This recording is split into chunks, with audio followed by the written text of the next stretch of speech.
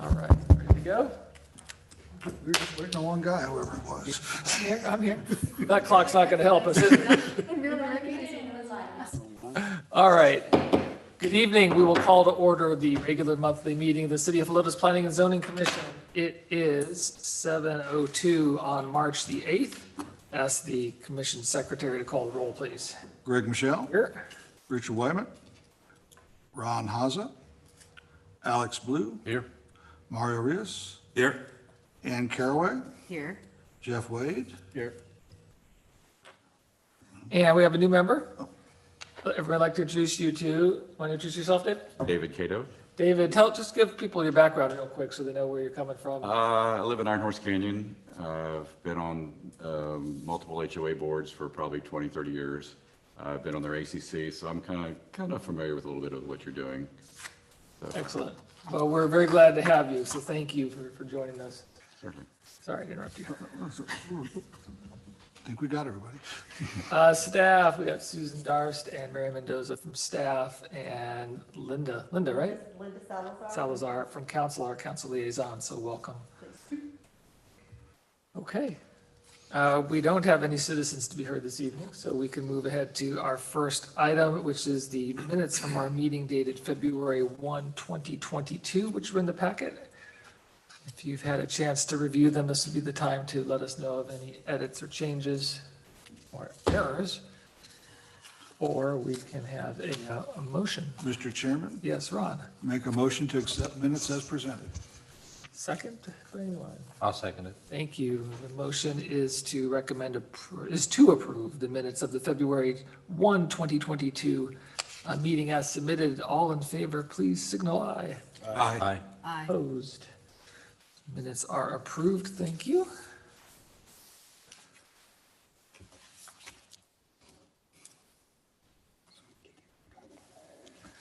All right, we move ahead this evening to the next item, which is discussion and action on a request by Fast Signs for approval of a wall sign pursuant to Code of Ordinances, Chapter 66, Section 51, that's commercial signs, projecting wall and hanging or on windows, subparagraph C, projecting and hanging signs for Mushin Brazilian Jiu-Jitsu located at 12340 Bandera Road, Suite 101. And we have the materials submitted with us. Do we have anyone representing that one tonight? No, great. Fairly straightforward, it seems, but the sign is being displayed for us here. And we certainly could direct questions to staff or discuss among ourselves if there are comments or questions regarding the sign. And maybe, Mr. Chair, yes, go ahead, Mario. just a question to staff. I'm overlooking the paperwork here or the documentation. Everything seems to be compliant. There isn't anything that's asked for a variance or anything like that? No, sir. Yes. I just want confirmation. So I'm good. Thank you. Susan, could you advance to where it shows it superimposed on its location? Okay. So it is that option, is that correct? I think they suggested two options there. What is shown in this picture is a previous option. So this picture is to show placement. Placement on only. The facade, well, it's actually in a box. Right. But placement on the building. The And- sign itself was the previous slide. So if you roll back to that one. So it Okay, so it's less letters. is what Correct. we are looking at here, is that correct? Yes, sir. Okay. Option one. Right, Yes, sir. okay. Thank you for clarifying.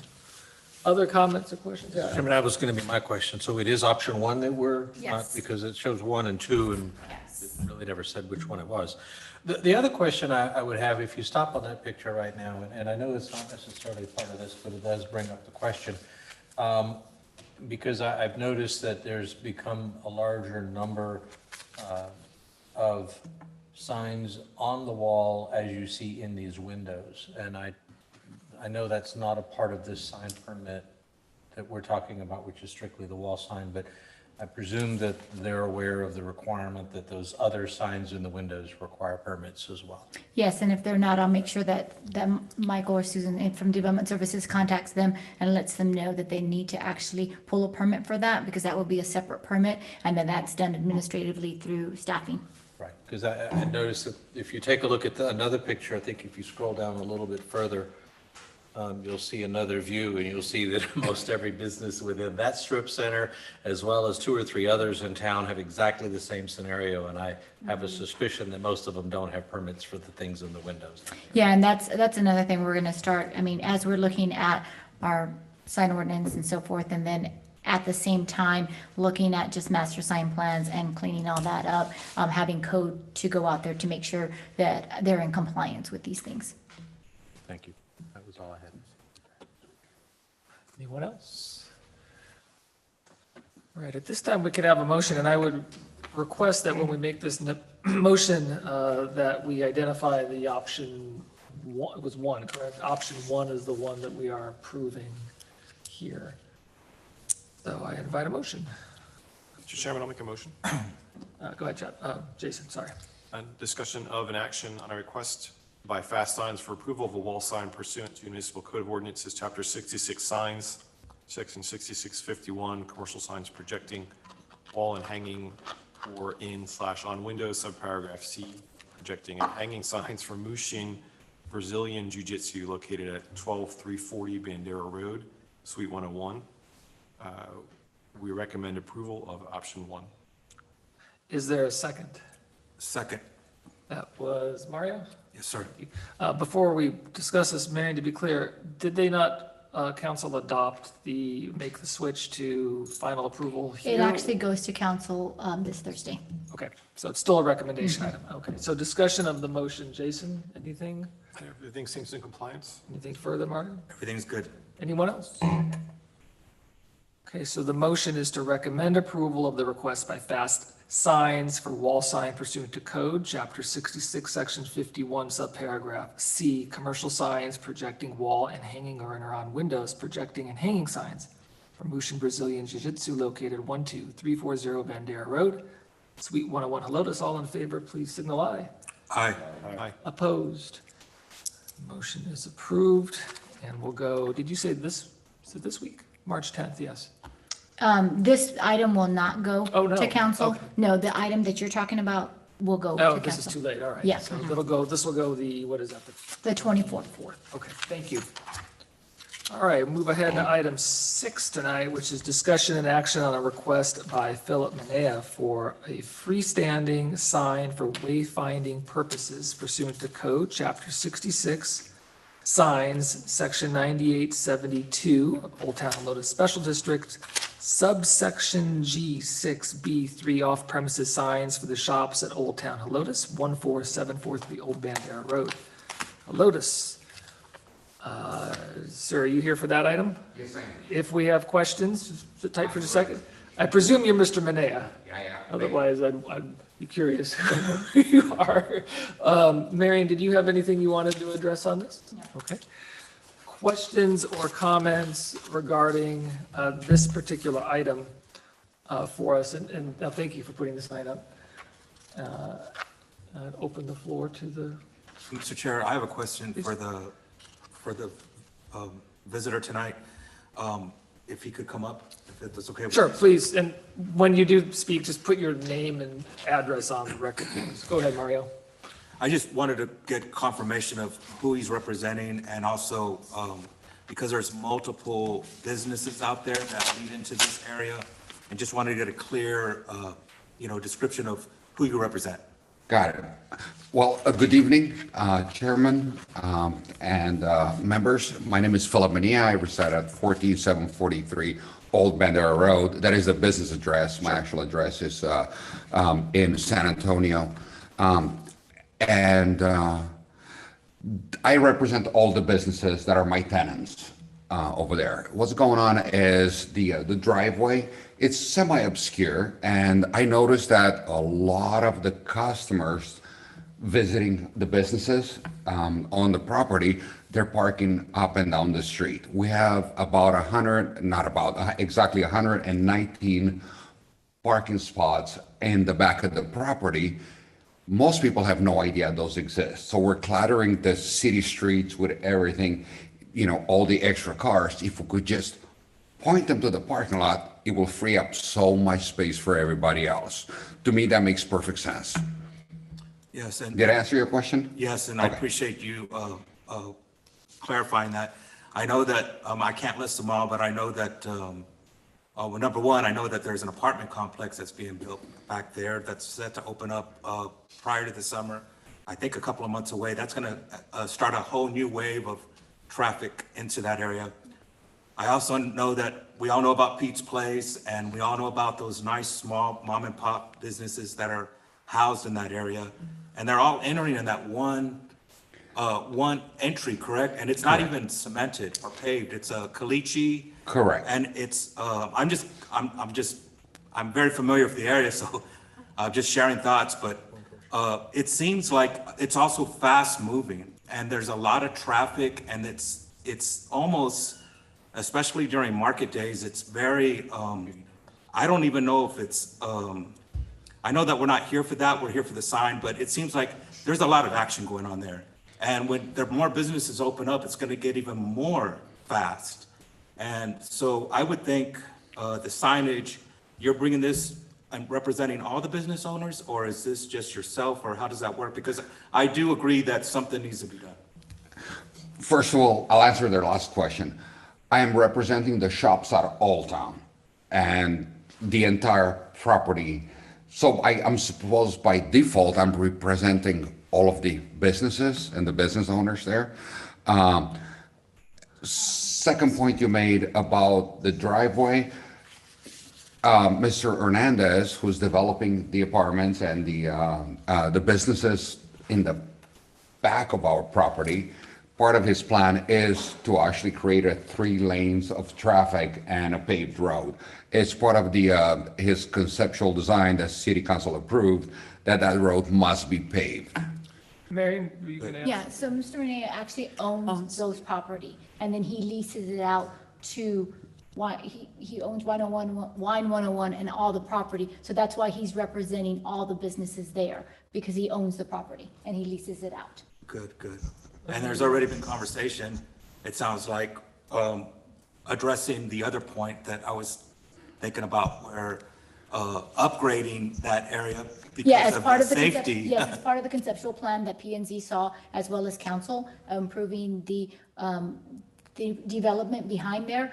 Part of that, there's a driveway that is a ingress easement owned by both properties. And so part of that was to upgrade that driveway into both the parking lot as well as that new development. Yes, and I know this may not be the time to say this, but I'll say it, because we're here for the signs tonight, but I think speed bumps would go a long way. Let's save that for another time. I just want to put it out there, All right. because I can tell you right now that it This is, might be not the time to put it out there, Mario, so. I know, but I just want to make sure that it's on the record that I said it. And I'm sure that. I'm gonna go over here to Alex, Right now. since he's waiting for a comment. Go ahead, Alex. Mr. Chairman, thank you. And I appreciate Ms. Doris putting that up on the screen, because my first reaction was there's already signs right there, and there are already way signs right there. So this is going to be yet a third sign right within the close proximity, is that right? Correct. It's not But possible those to have signs- had something on that points this way, and rather than create a collection of signs as it's becoming? Sir, I completely agree with you, but there's not a sign that says there is parking for the shops at Old Town. If you're visiting one of the businesses of the shops at Old Town, there is available parking for you here. That's the problem. Most people will drive by it and completely miss the driveway, and it doesn't look like it goes anywhere. No, I get it, and I know the sign is compliant. I just thought I would just mention that, although I'm in favor of that concept, I would hope that in the future, before we continue to add a third, a fourth, a fifth, et cetera, that we keep in mind that eventually it becomes too cluttered for any sign to be read. Sir, I completely agree with you, 100%. I used to live in Leon Valley a long time ago. I served on their city council over there. I am not a fan of the looks of Bandera Road going through Leon Valley because of the signs. part of my plan is, and I cannot give you a guarantee tonight because it will take an agreement between me and Mr. Cesar Hernandez. We're working on that. It may or it may not happen. I understand he will have a sign somewhere out there pointing to his development. My plan is to approach him and perhaps participate in the cost of his sign that he can always also add at the bottom of it, and parking for shops at Old Town. And in that case, I would, in a heartbeat, I will take this sign that we're talking about tonight down. Other comments, questions? Well, I just want to say that I know you and your wife have worked really hard on building Old Town of Lotus, and I appreciate that. And I do think that people do need to know about the parking, because I've seen that happen too, and people go, wonder what's down there and what, so, yeah, I'm all for it, and I appreciate it. Thank you. Jason, then John. Just a quick question. I noticed from the kind of rendering you have, is it a one-sided or two-sided sign? It is a two-sided sign. Okay, so it'll be So visible. either way you're coming, you're going to be able to see it. Okay. That was basically my question, but if it is two-sided, per the rendering, this rendering, it doesn't even look like you can see it if you're coming from like Flores area. Correct. It's too far back in, behind the pole, and you won't even be able to see it coming from what I call the south or Flores area. Correct. Unfortunately, that would put us onto city property, and I think that might be, I thought that would be too much to ask for. I have to keep it out of the easement and obviously within our property line. If we could put up the rendering of the sign itself for just a second. No.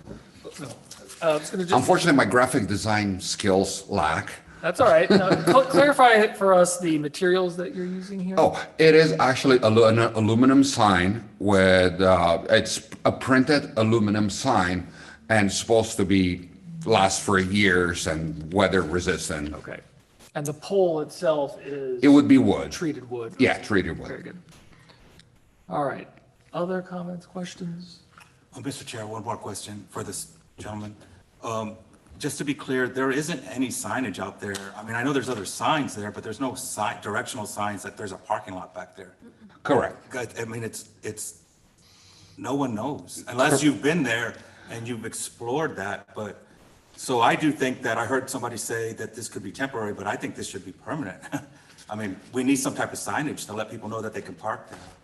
Correct. It's an empty parking lot. So I would 100% support this, is what I'm saying to the commission. Other questions, comments?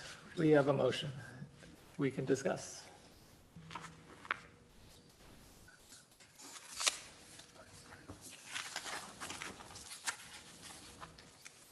I had thought that Pete's Place had a directional sign, like Pete's Place parking this way.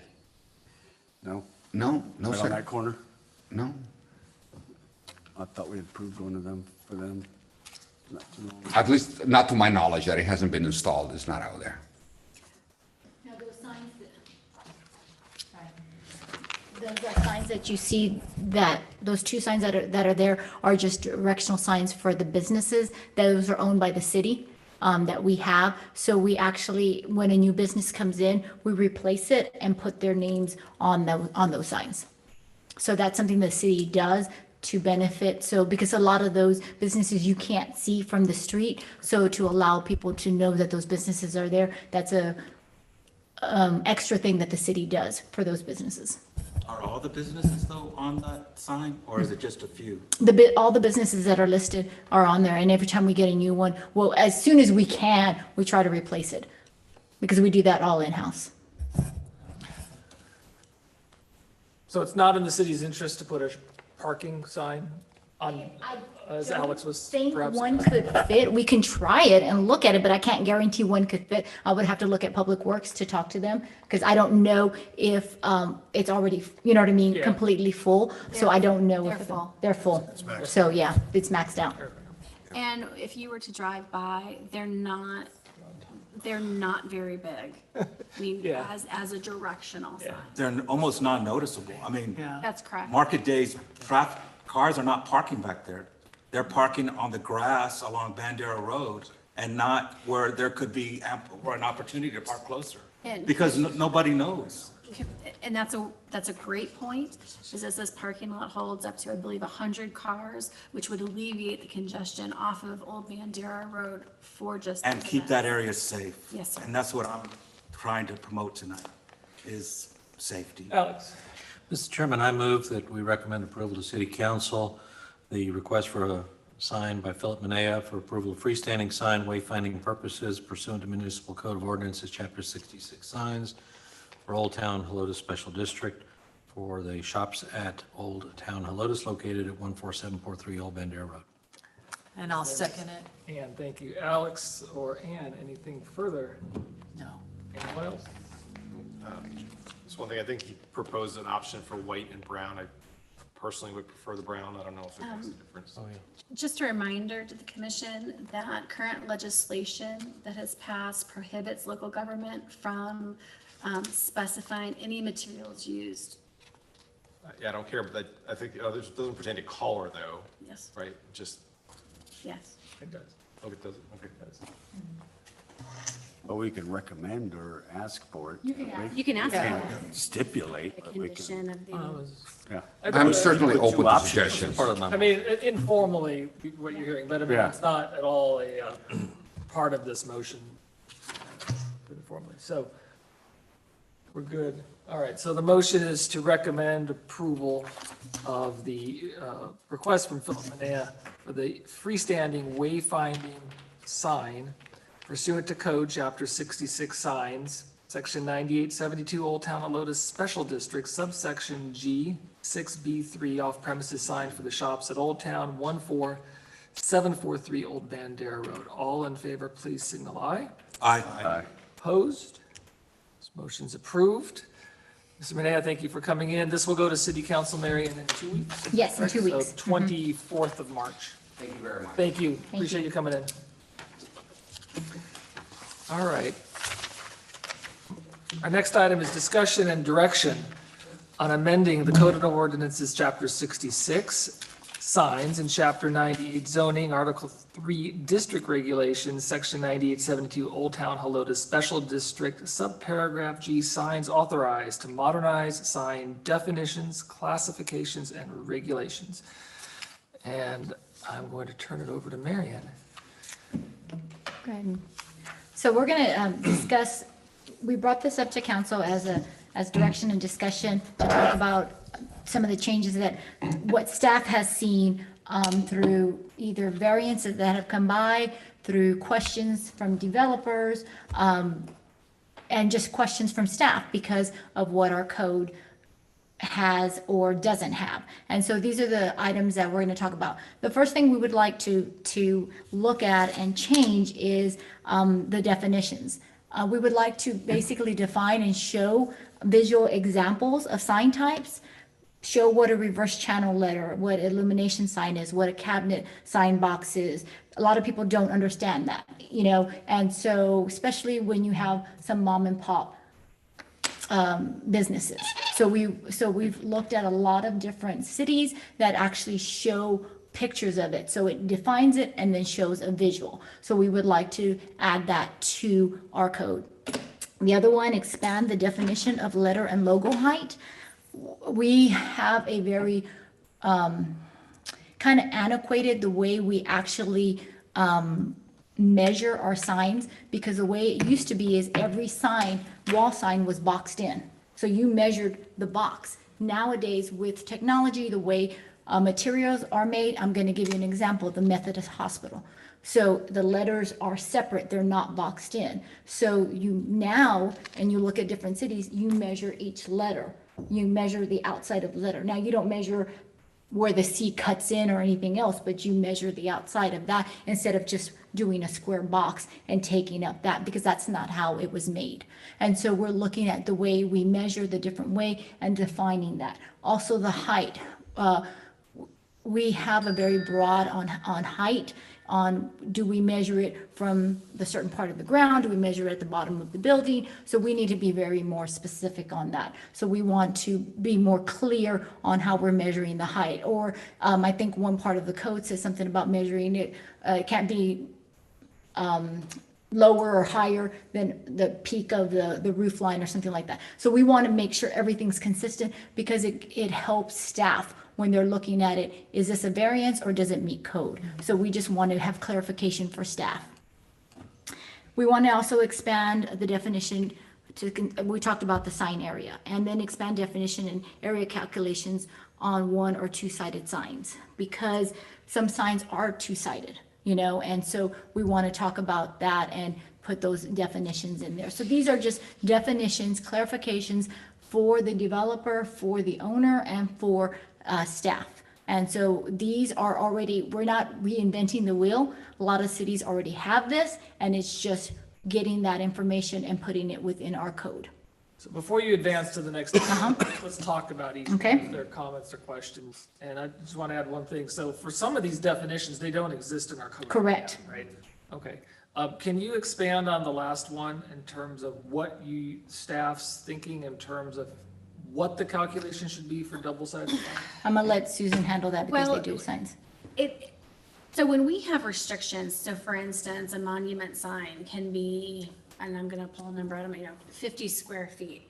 Well, it doesn't specify if it's a two-sided sign, whether that calculation is two sides, one side. And because it's not specific in code, it's hard for me in development services to explain that and to, because we really try to help businesses and, well, in this case, a business, through the process. And it's very confusing for me to have to interpret something that's not clearly defined and then also explain it to the business owner. So that's why if these things were very specific in writing, we can then convey that to the applicant and it will make the process, smoother for the applicant. Same thing with every once in a while, we end up with a V sign. How do you calculate that? Those are the scenarios that come up when I'm talking about the one and two-sided signs. Okay, so after, I guess there's what you're really trying to do is clarify, not really, you're not going to change the definition or add to it, but more or less clarify it. I mean, are we going to see your proposed Yes. language? Yes, we are. Okay. Yeah, and we're not looking at expanding it and say we're going from 20 square feet to 40 square feet. We're saying what we're defining, what that 20 square And feet. it should help. the reader, Exactly. And it should make our job easier. and that kind of- Exactly. and that we So when will you're see it looking ahead at of it, you're time. saying, okay, it's black and white. It says this, and that includes both sides. Or no, it means this, Sure. Okay. Because currently, under the expand the definition of letter and logo height, we don't have anything specific in our code that specifies those height. We just have an overall square footage of the total sign. So that's, so no, not reinventing the wheel, just drilling down a little bit further on what we mean by those things. Sure, okay. Mr. Chair, Yes. go ahead, sir. Just a quick question. Is this information that, Ms. Mendoza, that you guys are doing, is this something that hasn't been addressed since it first was created? Or is it addressed during different administrations? How long has it been since there's been an update on this code? So there was going to be an update, and P&Z had looked at it, and it never got implemented. So prior to that, it's been, I want to say over, It's been. when was the last? 7-8 years ago? No, it was longer than that. Or was it- The red line version that runs a couple hundred pages Yeah, that's is 2017. Yeah, but prior to that, I want to say it was 2008, might have been the last time this part of the code was touched. So it's overdue. Sounds about right. Yeah, and we worked on it for 4 months. Yeah. Now, what's going to happen if, when you rewrite it, somebody's going to come back and say, well, I asked for that. I mean, this isn't going to, No. it's going to be forward. It's going to be It's from not the gonna be date, yes, retroactive exactly. or It- anything, It 'cause I is can not, say something, yeah. well, y'all said no to this, Yes, now code you're saying and it's- ordinances are not retroactive. Okay. Yeah, it has to be from the date it's adopted.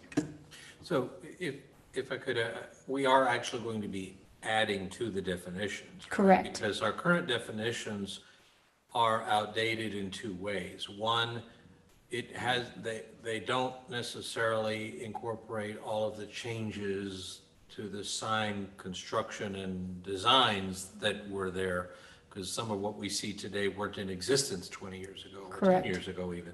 But the second thing is that there's a whole lot, there's a large category of signs that exist out there that aren't referred to at all, either defined and either restricted or approved in any way, shape, or form, that are just ignored completely in our sign ordinance. So there will be a lot of definitions added. You know, I mean, because we have people who have big, huge balloon signs, the floppy little man with the air balloon signs. You've got handheld signs, you've got sandwich signs, all that stuff that isn't in our code at all. And I'm sure it gives development services a fit because they don't know whether or not They're allowed or they're not. ignoring it is permitted or not permitted, and then people challenge us on that. The other thing I would say is that we also have to define what the sign actually is. We've had several examples here recently where a gentleman wanted to put up, as you may recall, a silo and put a sign on it. We, at this point, defined the sign as the structure that it sits on, and he wanted it just to be the lettering on top of a new structure that he did. And it turned out it never happened, but we have that multiple times, not only in monument signs, but also in neighborhood entrance signs. So I think there's going to be a lot of additions to our definitions to accommodate those things too. This discussion throughout, not just the definition section, will there need to be distinctions made from Old Town and the rest of the city? There is, because, and they're on two different chapters. Right. So there is, in chapter 66 is the signs basically outside of Old Town, and then 98 defines Old Town. And then there is, so creative signs were always, we assumed was in Old Town. As we looked at it, no, it's everywhere. And so, that's another thing, is that what we want for our city? Because that's very broad, and then even creative Can we signs. legally restrict that? You can restrict creative signs because that's a very broad definition. Yeah, just so we don't get in that. Exactly. You can't restrict material, you can't restrict color. We can only suggest color now, we can no longer. Right, you can only make recommendations to color and material. But I think That was a bill that was passed in 2019 state law. In that regard, if I may, Mr. Chairman, that we can restrict it if you want to by not including it as an option and make it comply with our ordinance and be more specific in the ordinance rather than the creative sign ordinance, the way it's written now is pretty much, the burden is on us to say no because it's pretty, Right. very, very loosely written. And if we choose not to allow that to continue forward into Old Town, that's certainly an option. But to answer Ann's question about retroactive, no, it's not retroactive in the way it's installed, but it may very well create a lot of non-conforming signs. And the way the city approaches that is they can maintain it, they can keep it, but if they ever try to replace it, the new sign replacing it must conform with the new Like code. it's grandfathered. Right, it's grandfathered essentially a until there's a grandfather. change. It's called non-conforming signs, Right. just like non-conforming use. El Chaparral. And so Sure. we'll have to explain that when someone comes up and says, but so-and-so has a sign like this. Yes. Because this commission is going to be the final say if it passes at city council. right? Correct. So we really need to know. Though, like with zoning, as we've seen over the years, we're not gonna be able to define everything, right? I mean, No, you won't. we will have a process in place, right? Call it creative or whatever it is, where we will have to, on an ad hoc basis, consider unanticipated signage. Yeah, you're never going to hit every single, there's something that's gonna come up, technology changes, design changes and so forth, and you can't, keep up with every single thing. But we do need to always be looking at it, and as staff, that is our job to make sure and bring this up to the commission. Why don't you go ahead? Thank you. No problem. Also, we'd like to update what we consider prohibited signs. We really don't have that. We have a very small section in that, and like he was telling, when we talk about razor signs, when we talk about certain things, the man that kind of floats, it's not defined, but because it's not defined, we say it's prohibited. Well, technically, yes, because it's not listed, but we would like to have more, Put it on black and white. yes, on there, and so we can list that this is prohibited. Now, of course, we're not going to be able to, but there is wording for us to be able to also put more wording to say if it's not listed in this, then it's prohibited. We need to be able to expand that section. Also, exempt signs, what signs do we like to be exempt? Look at that. We do have some listed on there, but we've also made exceptions through the years, and that has just been something that has been exceptions either administratively by P&Z or by council. And we need to make sure, instead of just making those exceptions, put that within our code. Mr. Chairman, We go Ron first.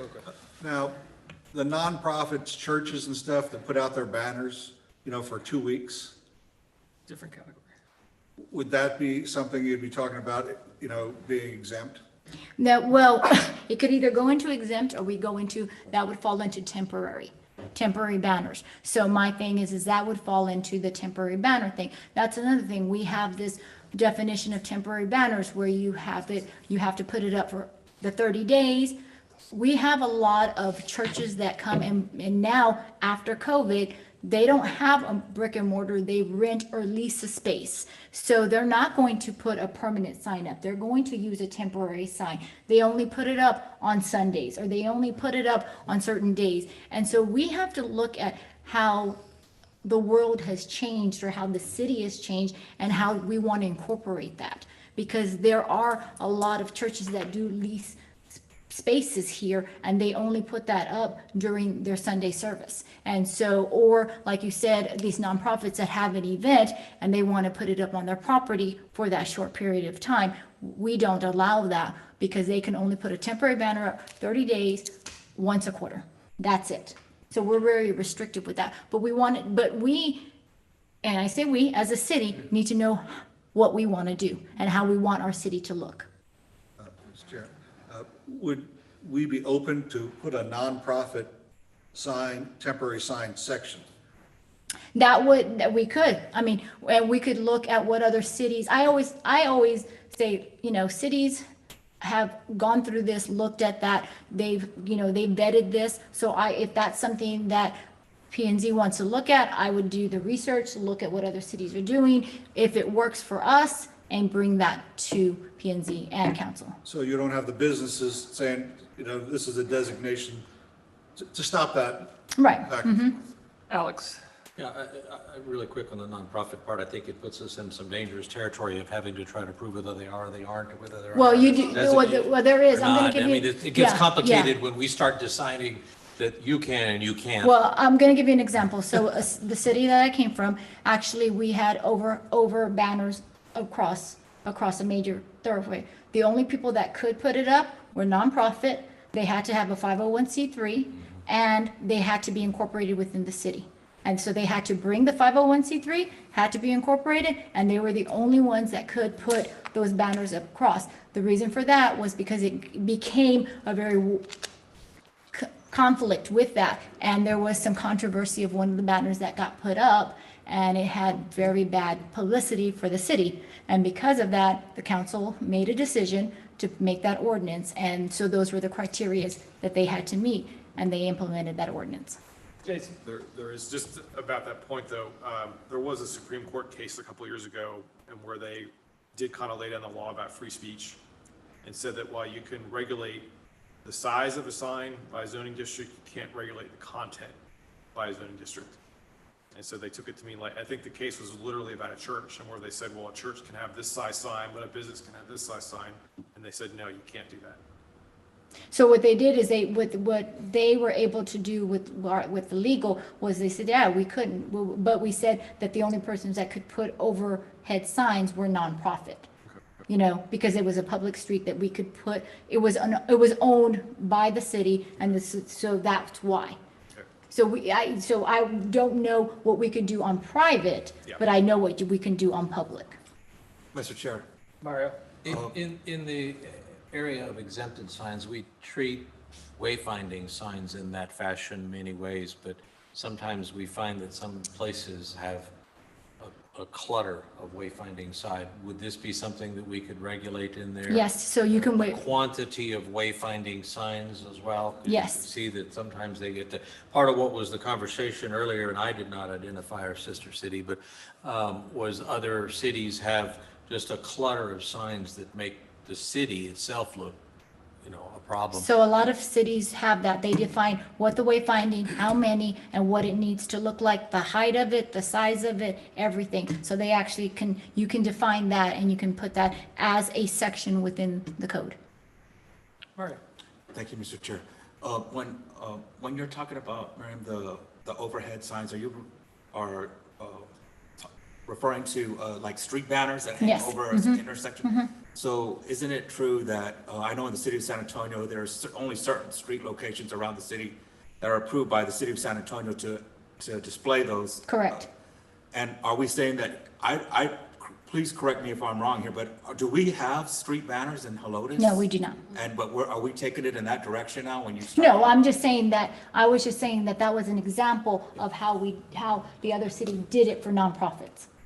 Okay, so the potential though is saying that if we allow these overhead banners, we can now start, because this would be a city of Lotus, we could have right here, at Bandera and 1560, we could have a. We cannot because we don't own that street. Okay. So we can't have So, it on 16. yeah, I'm just trying to make sure I understand We can't the have it logic on there. 16 and we can't have it on 1560 because that is not a street owned by the city. So- It would be Riggs, it would be O Town, it'd be Leslie, those type of streets. There Yes. are identified. There are identified streets that we could have it on. Thank you.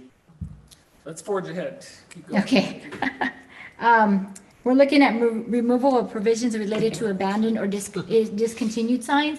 We need to be more restrictive so that our code enforcement could actually go and, cite them for that, or have the city be able to remove those signs. Because there are sometimes people that leave signs up longer or abandon them, or the business is no longer in business. Now, we don't have as many. They're pretty good about turning them over, but there's sometimes, especially in our ETJ, that's where we have a lot of problems with a business no longer being there and that sign staying there for a very long period of time. So we would like to be able to strengthen that. And then sign classifications not currently in code, like Mr. Blue was talking about. So we do need to beefing up our code in that aspect. Standards of temporary signs, like we were talking about, identifying banner and sign types, so we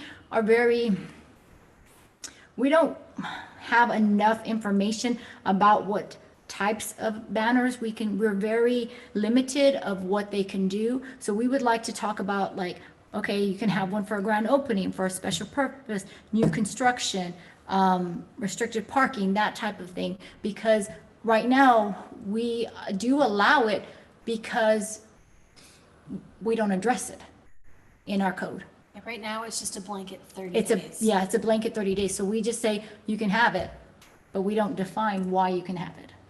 You mean like the hiring signs? Now, they have to get a permit for that now, Correct. so it's, But we don't say you can't, they can put now open, they can put now hiring, they can put, we have a special, they can put anything because it doesn't define it. I'd like us to define it more so those temporary signs can only be for these certain categories. So you're going to individually specifically list what it can be for. Yeah, and if it's not on that list, then they can't ask for a temporary sign. having a sale, grand opening. Because we've gotten a lot of people that want to put a whole menu on a temporary sign. Put a what? A whole menu, on the menu. a menu. And this, I'm talking about especially in our ETJ. Oh, menu. Okay. Well, I could see they could put breakfast tacos, but No, they want to actually put a menu on their temporary sign. So, allowable placement of those signs, we have some, people, so there are some questions of where they can put it. they put it between two trees, they put it really close to the easement, so we want to talk about the placement, and like we need to talk about how we want our city to look. This is where you define that. Where do you want those temporary signs? How do you want them placed? Can they just tie them on trees? Or do you want them put them on poles? So these are the different things that we need to talk about, so you know what you want our city to look like. Speaking of placement, if I may, Mr. Chairman, our code currently does not permit a business an off-premise sign. However, we have a number of signs within the city that are exactly that, and I've been told that those are considered development signs because they're advertising a development as opposed to a business. Can we incorporate some of that in here so that it's clearly defined as to whether or not an off-premise sign is one or the other? There actually is mention of development sites within the code that does allow that. But yes, we have several. For instance, we have a off-premise sign off of Old Bandera Road, and that was done as a variance. You have a development sign currently in front of Philip Manea's property that's allowable without a permit because it's a development sign. Of course, it has height requirements and square footage requirements, but like to Marion's point, they're very loosely described, and we would like something a little bit tighter, so again, we can give more information to those applicants. Okay. And then we've also talked about maybe considering sandwich board signage. Like we said, things have changed. So we've had a lot of businesses ask that if they could put a sandwich board right in front of, it's on their property, right in front of their door, right in front of, just during their business hours, and then pick it up. We say, no, it's not allowed. We don't allow sandwich boards. So that we've had requests for that. And that's something that we would like to address and ask P&Z and council, because we do. I mean, they're trying to drum up business. They're trying to get people in. They want to put their specials on there, but they don't want, they don't want to put it permanently on their window. They don't want to put a big temporary, banner because it costs to keep changing it. So they want to put their specials and just put it right outside their door. So those are the things. So it's defining if we allow it, how long, when, if it's just during business hours, with the location, that type of stuff. And then also reconsider the once a quarter signage restriction, because we allow it for the temporary banners, 30 days, once a quarter, that's it. And I can expand on the once a quarter. A specific situation came up around the holidays, so of course the last quarter of the year is October, November, December. There's a church that's within our ETJ that wanted to put out a banner for a Halloween event, a Thanksgiving event, and a Christmas event. And they were not allowed to do that because that is not allowable in our code. And, we have to think, okay, well, we have a code for a reason, but at the same point, don't we want our churches or organizations to be able to communicate through signage of those special events? And they just wanted, like for the Halloween, they had a pumpkin patch. So they wanted the sign for 2 weeks to promote the pumpkin patch, take it down. And then in November, they had Thanksgiving dinner. So they wanted to promote that, and they were wanting that and then take that down. And then they had a nativity scene. They wanted to promote that to the community for 2 weeks. So they were all 2 weeks for each month or a week or something like that. I think it ended up equal a little over 30 days within that quarter, but they couldn't because it was only one sign for the quarter. To be fair, some of what prompted that was that we have a nonprofit that had a monthly activity that wanted 2 weeks every month of the year because it was a monthly activity. And that was part of what this restriction Yeah, so that's what I'm saying. prompted as a result of that activity. And that's what we have to think about. We have to think about how do we write it? How do we want to define it? What do we want our city to look like? And part of that was that the banner was off premise, Right. which our code only allows one banner per property. And if they had theirs there with that frequency, no other location could put a banner up. And so it created problems. Right. Because then it became a problem with the business who said, no fighting, nobody gets a banner. And so maybe that's it. And that- Maybe it's but not. that's what prompted yeah. this rule. So maybe it's not an off premise. You have to have it at your Right. location. But it goes back to what you want the city to look like. Exactly. Yeah. Right? I mean, people have different opinions about whether there should be a banner up promoting the monthly activities or the sandwich board. I mean, I think I don't know that we'll reach consensus, but at least that's I something think that has. holiday seasons too have a little bit. Bit of different, and I know what Mr. Blue was talking about, because it was basically the corner of Broadway Bank. And it wasn't their activity, it was someone else's. So maybe it's not allowing Off-premise. off premise, And then mobile signs, you know? discuss that too. And then, of course, we talked about the legislative update, House Bill 2439 does not prohibits local restrictions for Okay, building wait, materials. I'm sorry. Sorry, pardon Oh, me. sorry. This, I guess I have to look at the actual bill, 'cause how are they defining building materials? So building materials is in the International Building Code. So it's in the International Building Code, so we cannot, like stone, brick, any of that, we can't tell them, you need to have it stone, you need to have it brick. We cannot define that, we can't tell them what it needs So to go, be. Jason. But I actually have the bill on my laptop. Okay, It does not say the word color. I know, I was thinking that. It says materials. And I'm very Materials. familiar with the international, but I don't think that says color at all in the entire code. I know, yeah, obviously, you can have a red metal panel or a white metal panel or a blue metal panel. I know we can't say that, right? But we can't say you can't do a metal panel. But it doesn't say we can't dictate that the panel can't be electric pink. That's my understanding. okay, so I need to reread that, because that's what everything that we did and everything our said was that we can't dictate what color it is. So let's dive into that and be sure that's correct. And Yeah. likewise, with the suggestion to remove all references to materials, why can't we continue to include reference to materials in terms of either, I don't want to say preference, but fit with surrounding areas? So we can, we not can, continue to do so that? we can't do that within our sign ordinance, we can do that within our conceptual plan to say that we recommend, or we prefer, using certain Something words, like saying, recommended, I would think. recommend the look of the hill country, stuff like that. sign. Yeah, and then on the signage, I have to see what wording we can use for that. May I say something? Go ahead. Sue. You're right, oh, gosh.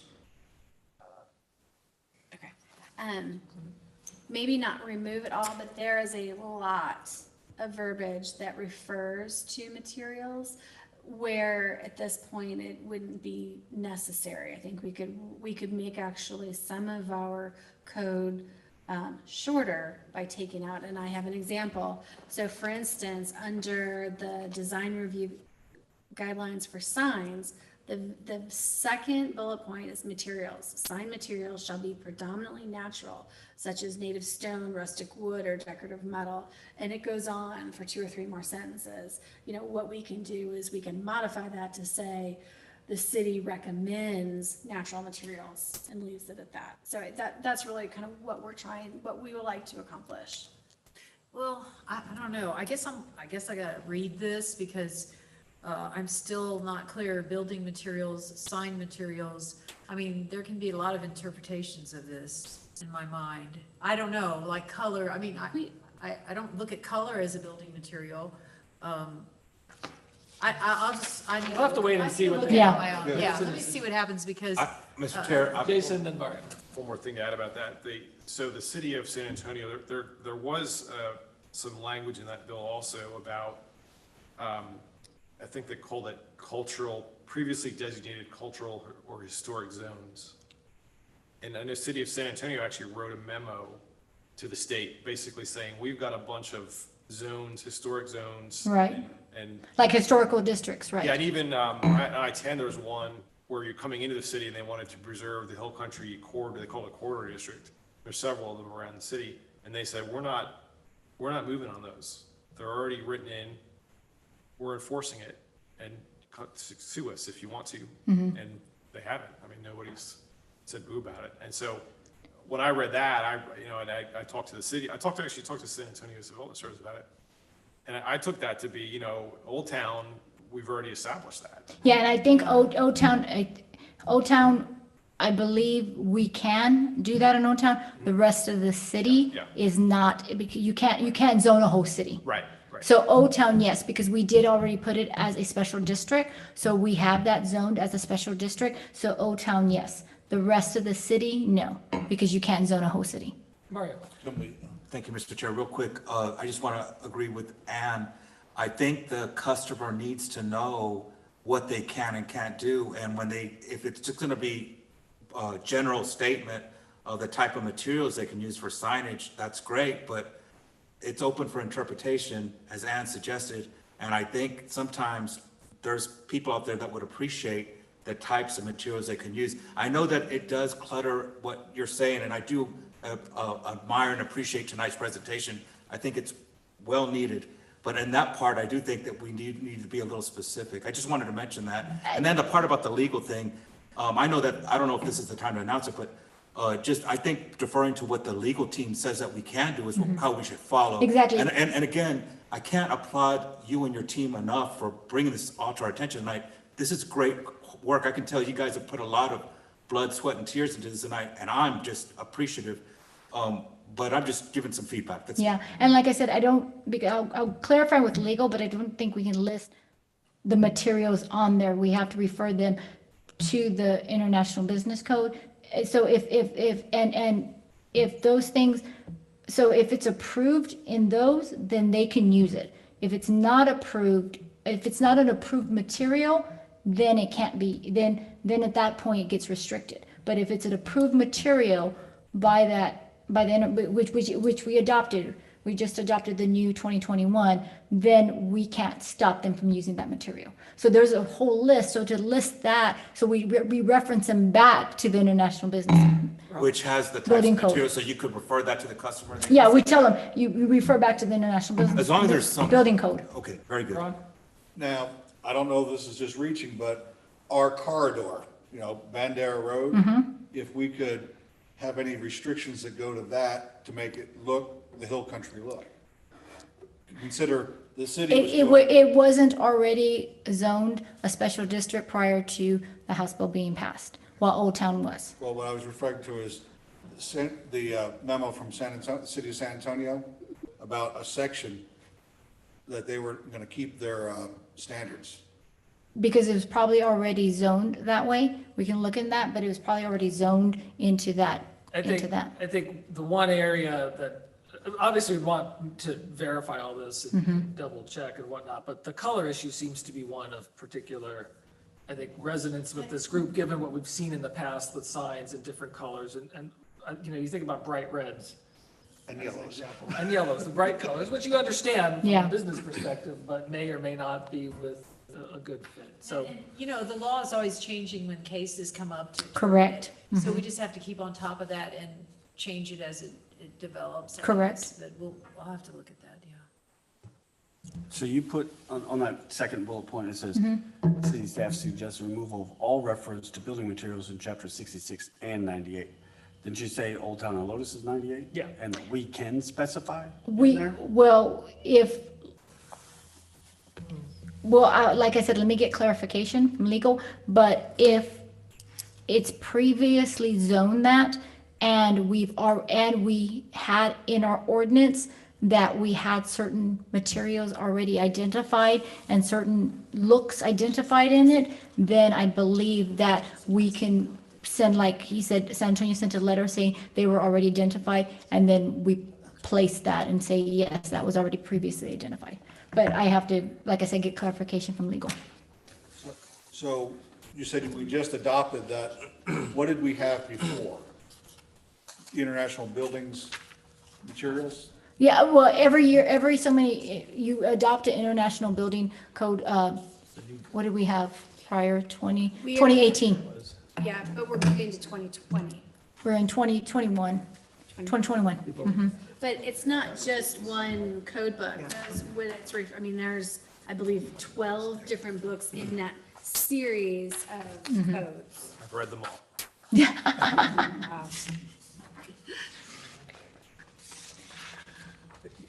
Okay, and that's basically the summary of that.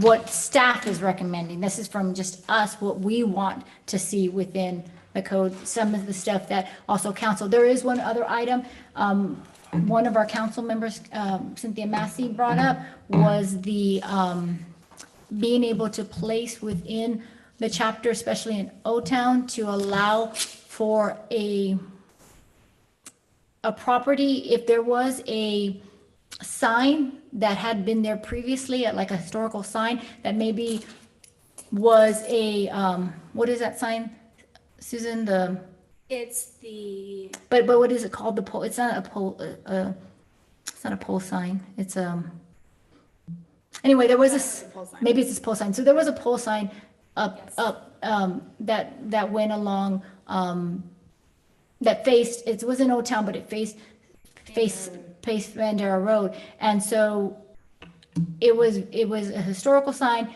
It got knocked down, not historical, but it was an older sign back then. It got knocked down. So if the owner came back and said, I want to replicate that exact sign, but just with my name of my company in there, that could be considered one of the signs or one of the categories in O-Town, because they're kind of bringing it back to what it used to look like. So there were certain criterias that she wanted to place in the code to allow that in O-Town.